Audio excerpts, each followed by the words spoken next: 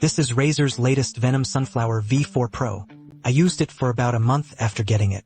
The reputation of his Mouse Yellow Performance King on the market, I believe everyone has already seen a lot. And personally, over the past so long, the most noticeable upgrade is still in the main area: weight, micro switches, and battery life.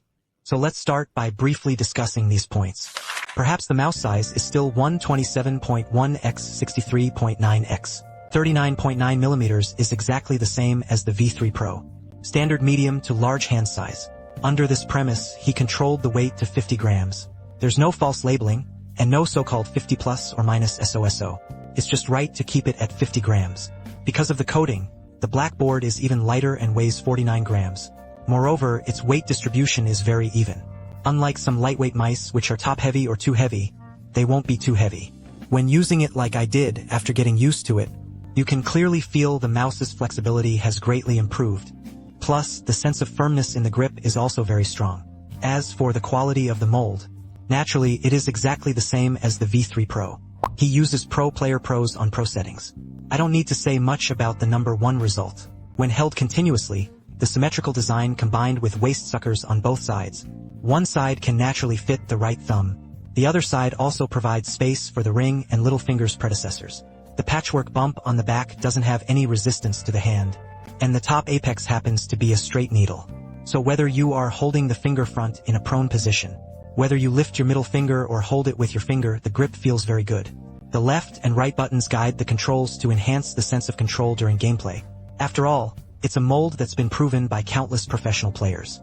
There's really no need to worry about the feel, and made subtle movements in various regions. It also upgrades to the same 4th generation Guang as the Quiva V4 Pro, and there was a slight movement. I already praised it when talking about the Snake before. The work is indeed quite good.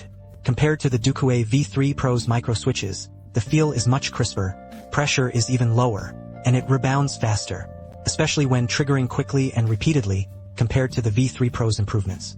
Personally, I feel it's very high. In short, Razer's light movement in this generation is all about the feel.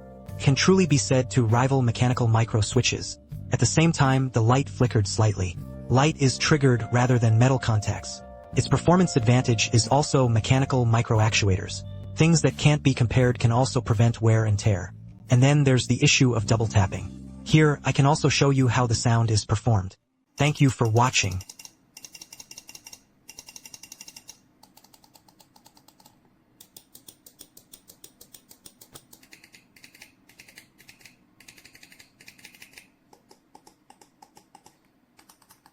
As for rear range, although the battery capacity of this generation hasn't changed much, but because it switched to a controller with better energy efficiency, and it uses Razer's 2nd generation half-speed wireless technology, energy efficiency has improved by over 60%.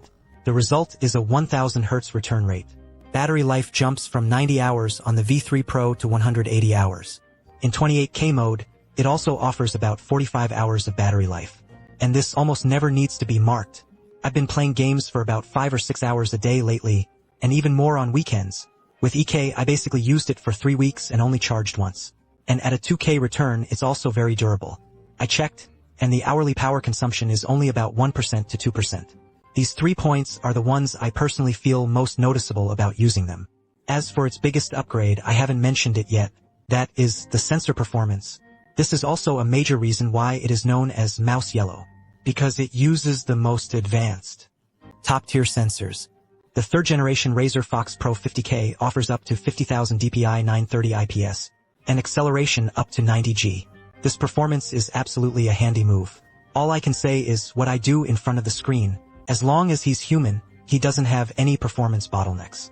At the same time, the brand new frame sync feature. You can align the mouse's data movement trajectory with the computer's timing, eliminate invalid frames and reduce latency, bringing a smoother experience to economic games, and more precise aiming. For professional players, this is another major buff. In the future, the V4 Pro will account for a share of professional player usage. The improvement in the comparison is basically predictable. All these advantages come with no price markup. The same price of 1,299 yuan really tempts me, a V3 Pro user, and after the upgrade, I felt it was definitely worth it. If you are also a long-time V3 Pro user, if your budget allows, upgrading to V4 definitely won't disappoint. At the end of 500 video, let's go back and unbox it. Now, for those interested in buying, let's take a look at the details of this product. Because getting that thing in hand is pretty exciting. Receive the goods and open them right away. Ready to use. So this is also a fake unboxing. This box has been upgraded to the same large box as the Quiche V4 Pro. Let's leave the design first. After opening it, you can see the mouse body and this one. The receiver looks just like Patrick's new home. Don't be fooled by how little I first picked it up. After feeling that this thing was quite heavy for a moment. It weighs a full 45.2 grams as a perfect accent. It's almost as heavy as a mouse. Plus, the silicone at the bottom is placed on the table. It really is about being rock solid.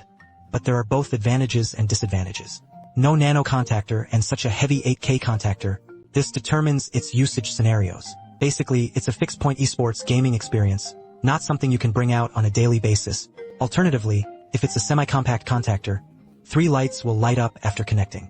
By default, from left to right, the corresponding mouse connection quality value lamp, battery and battery indicator lights, and mouse current return rate indicator lights. We can customize the corresponding lighting effects in the driver, or change it to DPI mode to hold effects. After properly opening the accessories below, you can see a relatively soft data cable here, a manual, a Razer logo sticker, and a non-slip patch for the mouse.